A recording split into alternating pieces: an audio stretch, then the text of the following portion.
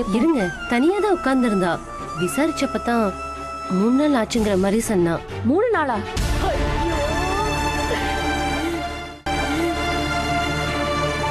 என்ன கண்ணு சொல்லணும்னு கூட உனக்கு தோணலையா? ஆளாளுக்கு நீ வாய்க்கு வந்த மாதிரி பேசுவாளே, அப்படி என்னடி உனக்கு பிரச்சனை? ஏன்டி சொல்லல? நானும் எவ்வளவோ கேட்டுட்டேன், ஆனா அவ எதுவும் பேசவும் மாட்டேங்கிறா.